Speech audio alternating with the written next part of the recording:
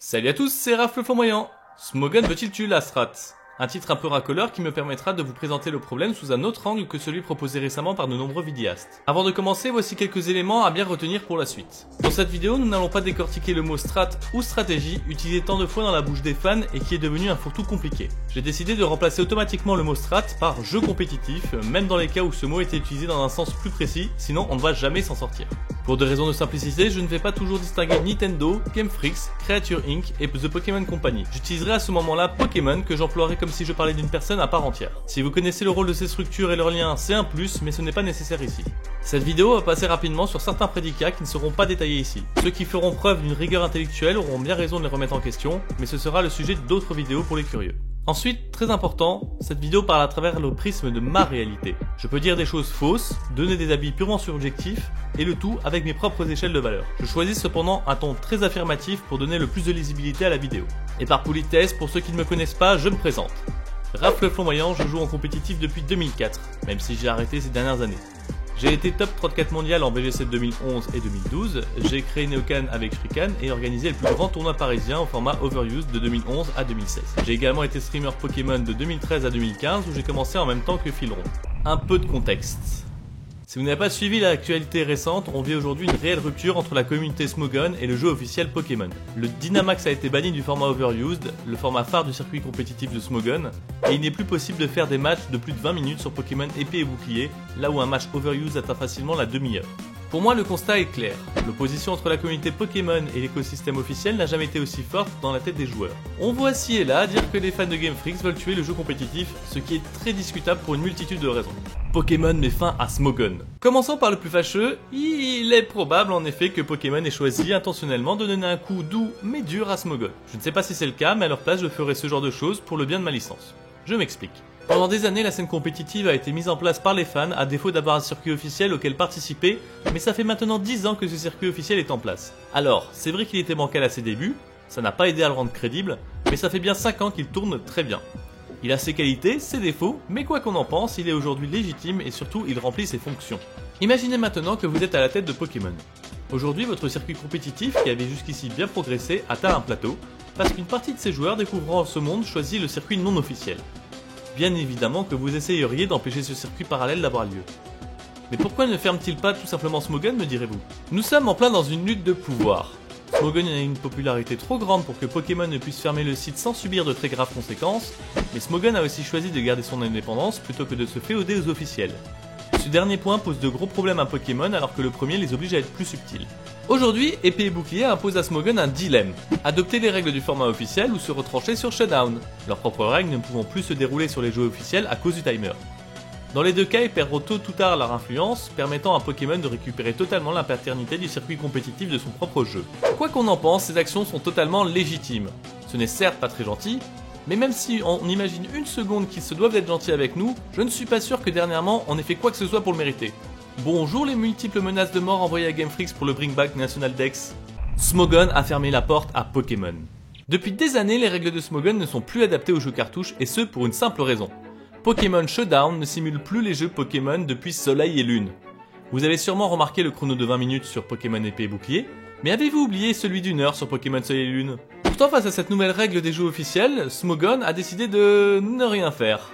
Quand on sait que certaines finales de Smogon ont duré 300 tours, il est difficile d'imaginer une telle performance avoir lieu sur ces jeux. En choisissant d'ignorer cette nouvelle contrainte, Showdown et Smogon ont commencé à fermer la porte au jeu officiel.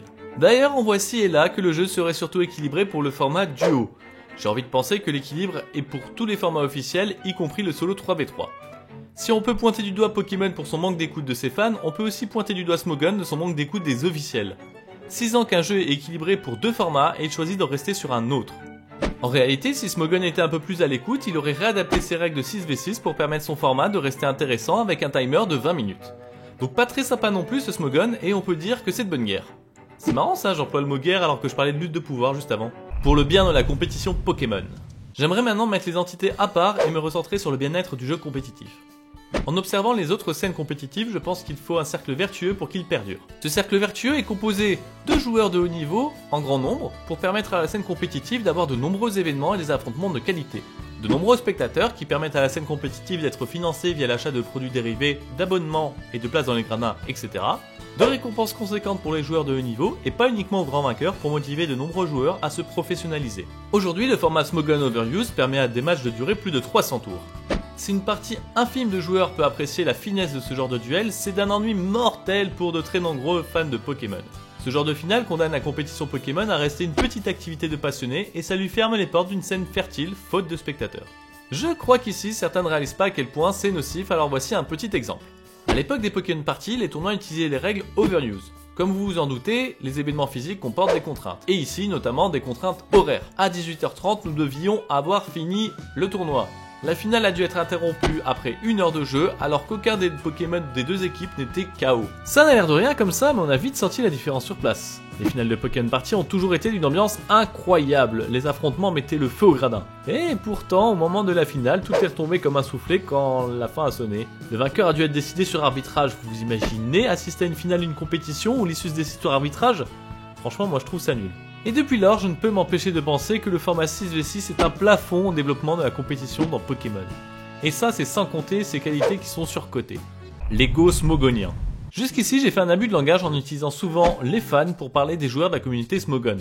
C'est pourtant une grosse erreur car Smogon est loin de représenter une majorité des joueurs qui s'intéressent de près ou de loin aux jeux compétitifs dans le monde entier. Ce qui biaise le débat, c'est ce que j'ai appelé l'ego smogonien. Cela fait maintenant des années qu'en lisant ou écoutant des joueurs pro Smogon, on a l'impression que Pokémon doit faire perdurer le format 6v6 Overuse. Comme si Game Freak allait travailler pour le bien de ce format et faisait des bêtises à chaque fois qu'il lui faisait du mal. Pourtant, comme dit précédemment, il est plutôt clair que ce n'est pas le format choisi pour la compétition par les officiels. Au début, les fans étaient laissés à eux-mêmes sans circuit compétitif officiel. Ils avaient donc tout loisir de proposer les règles qu'ils veulent et s'organiser à leur guise. C'est exactement ce qu'ont fait les joueurs ayant fondé Smogon. Ils ont choisi arbitrairement le format 6v6 dans lequel seraient autorisés ou non les Pokémon en fonction de leur potentiel de nuisance sur la qualité du jeu compétitif. Ces choix sont nobles et en plus le système méritocratique qu'ils proposent passe mieux qu'une dictature imposée par les développeurs, mais il faut garder en tête que ce format n'est pas ce qu'on peut appeler la base. Et oui, depuis que Pokémon est Pokémon, tout ce qui représente un affrontement compétitif se fait en solo 3v3 et plus tard en duo 4v4, le tout avec item close, qui empêche de posséder 2 fois le même objet dans une équipe pour ceux qui ne le savent pas. Pourtant, beaucoup de pro Smogon font l'erreur de dire que le 6v6 c'est la base du jeu et justifient le choix de ce format en lui donnant plein de qualités qu'il ne mérite pas toujours. Car oui, en plus de ne pas représenter la majorité des joueurs compétitifs, Smogon ne détient pas non plus le meilleur format, ou plus précisément, son format n'est pas supérieur aux autres. Déjà, dans les règles les plus fondamentales, le duo 4v4 appose une réflexion tout aussi intéressante que le 6v6. Ensuite, on ne peut pas écraser en 2 secondes le débat de l'intérêt de l'item close, de verrouiller de sa boîte combat lors d'une compétition sans pouvoir changer d'équipe entre les affrontements, d'avoir des matchs qui ne peuvent pas durer 300 tours, permettant de lisser le axe en faisant des matchs en 2 manches gagnantes, ou de gagner en lisibilité pour les spectateurs. Donc désolé ceux qui y tiennent, je comprends, mais le format 6v6 est loin d'être vital pour le bien de Pokémon, et même pour les joueurs hardcore. Les options fantaisistes pour la survie de Smogon. Sa première option est la plus évidente, tout faire pour rester une référence dans Pokémon. Vous ne le savez peut-être pas, mais les équivalents à Smogon ont existé pour le VGC, permettant aux joueurs de ce format d'être informés de toutes les performances à travers le monde. Ces sites étaient Nugget Bridge ou plus récemment Trainer Tower. Il y a donc une place que Smogon a délaissée et pour ne pas tomber dans l'oubli, il va falloir qu'il la prenne. Il n'est pas impossible, bien qu'improbable, que Smogon finisse petit à petit par choisir le format officiel pour son jeu compétitif. Cela dit, l'ego smogonien me fait miser sur une autre option tout aussi intéressante. Vous imaginez Smogon s'allier avec Pokémon Showdown et utiliser tout ce qu'ils ont construit depuis des années pour créer leur propre jeu? La fracture aujourd'hui est telle que toute leur communauté serait capable d'acheter leur jeu axé autour de la compétition. Il leur suffirait de supprimer tout ce qui appartient à la propriété intellectuelle de Pokémon, donc de créer leurs bestioles, leurs attaques, leurs capacités, leurs types, et mine de rien, ils ont déjà fait un pas dans ce sens depuis bien longtemps. En ce qui me concerne, cette deuxième option serait une chouette idée. Ça fait des années que Smogon manifeste une frustration, bridée par les choses que lui impose Pokémon. Je ne suis pas un grand fan de Smogon pour la compétition Pokémon, mais je serais le premier à acheter le jeu qu'il pourrait proposer car leur valeur fondamentale me plaît tout de même beaucoup. D'ailleurs pour ce chapitre je dis Smogon mais je pense aussi à Pokémon Showdown qui forme un joli duo avec Smogon. Je n'ai pas vraiment matière à conclure ce sujet. Après tout c'est à Smogon et à sa communauté de décider de son avenir.